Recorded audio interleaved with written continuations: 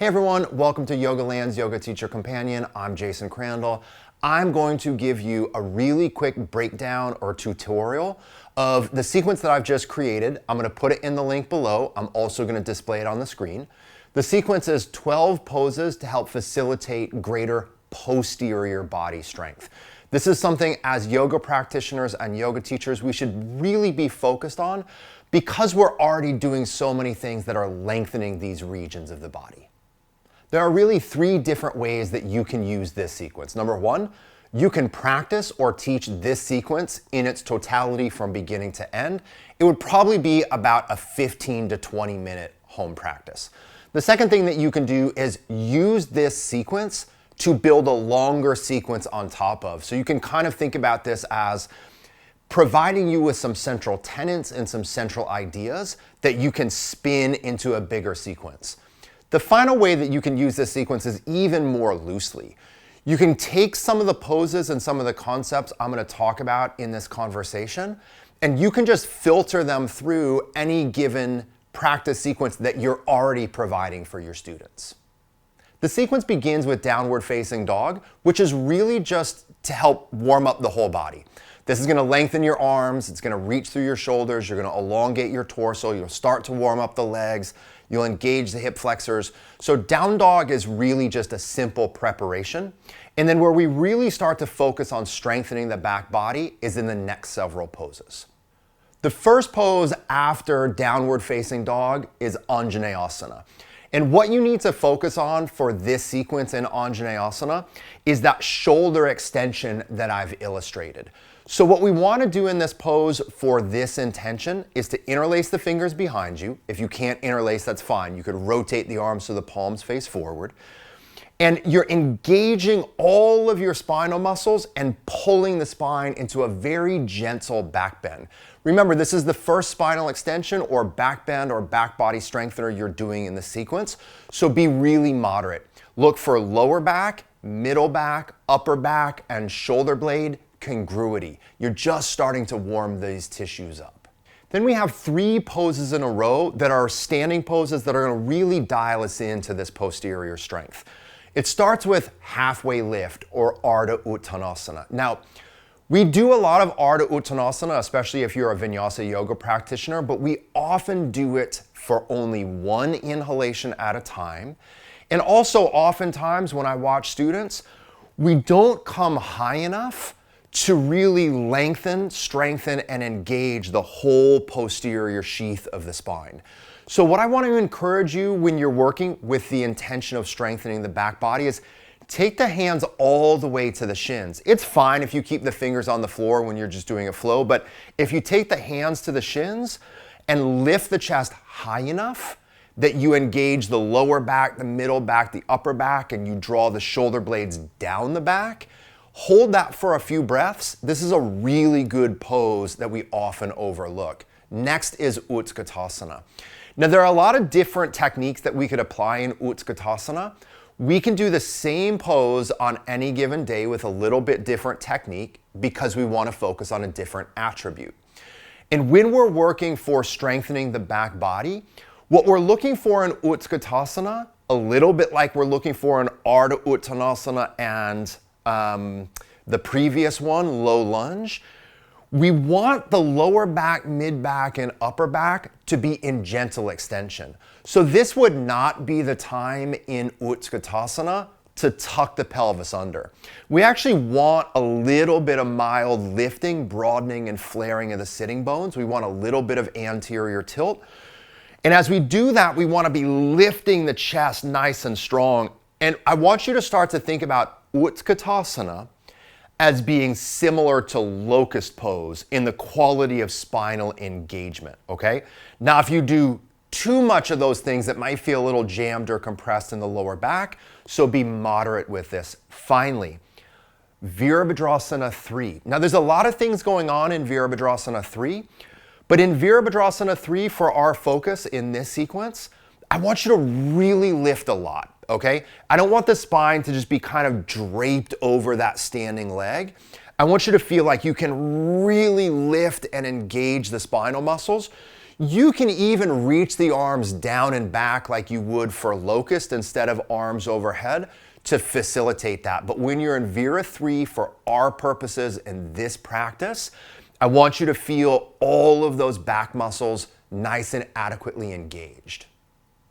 So now we're transitioning to the floor. So you've warmed up, you've done some standing poses in a low lunge where you've started to get a little bit more back body strength and engagement, even more specifically of the spine, even more so than the back of the lower body, the hips and the hamstrings. But now we're really in this run of 3 face down back bends: Locust, Cobra, and Bow. So just a couple of quick details. The really nice thing about Locust is that Locust is also helping you lift the legs, or in Locust, you lift the legs. So you're getting to strengthen the back of the lower body as well. You're gonna be strengthening your glutes, you're gonna be strengthening your hamstrings, you're even gonna be strengthening the calves when you kind of point and reach through those toes. Remember, when you focus on these face down back bends, you're not looking for big ranges of motion. You're looking for good cohesive strengthening of that whole back body. After you've done Locust, you can do it once, or if you were kind of riffing on this, you could do it multiple times. Then you're gonna do Cobra. Now listen, the more you push the floor away with the arms, the more you're doing a deeper back bend, but the less you're focusing on strengthening the back. And what I mean by that is, if you're pushing the floor further and further away from you and kind of going deeper into a spinal extension in Cobra, you're doing a deeper back bend, but you're using the leverage that the arms are producing. That's not always a bad idea, but that's not the focus of this sequence. So with the focus of this sequence, everybody, do a low Cobra. Hug those elbows in, draw the shoulder blades down. You might even hover the hands so it's all back body strength. Same goes for bow pose, Anjeneyasana. If you reach back and hold the feet and you press the feet really strongly into the hands or really strongly into the shins, then it's going to be the connection of the arm to the leg that builds the back bend. That's not bad. That's a nice thing if we were focused a little bit more on mobility, or a little bit more on flexibility, I should say. But in this sequence, everybody, I want you to go ahead and hold the shins, but focus on the muscles of your back body contracting and doing the work. So your hamstrings and buttock are engaging to lift the thighs. Your spinal muscles are engaging to lift the spine. And what you really want to think about is all of these poses that you've done up until bow have turned the spinal lights on. Like, those muscles are working. Don't give up on them now, right? Keep them working so we get another repetition of back body strength. Now, our final 2 poses also really emphasize back body strength. Of course, in all of these poses, we're also creating length on the front body, but their order and the focal points that I'm providing you in this conversation should really help us dial into the strength component. So we have Uttanasana, or tabletop. And if this pose is really hard for you or your students, I have it illustrated as a straight leg pose, but you can bend the knees, step the feet in so it's more of a tabletop. Now this is a good pose for opening the front of the shoulders, but I think what you're gonna find in a posture like this is the lift of the pelvis, the lift of the hips, the expansion of the front body and the chest is in large part in Uttanasana from the engagement of the backside. And I think you're really gonna feel it at this phase of the sequence because you've been dialing your focus into engaging those muscles the entire time. When it comes to bridge pose, to be honest with you, of all of these poses, is probably the least engineered with back body strength. A lot of what really engineers bridge pose is the grounding of the arms, shoulders, and feet into the ground. That pressing down creates a ground reaction force that lifts. So it's a little bit less targeted to back body strength than the face down back bends are, but it's still such a good pose to bring tone to that backside. And there's one simple thing that you can do for yourself or your students to make it even more strength oriented, which is you can do a one-legged version of the pose.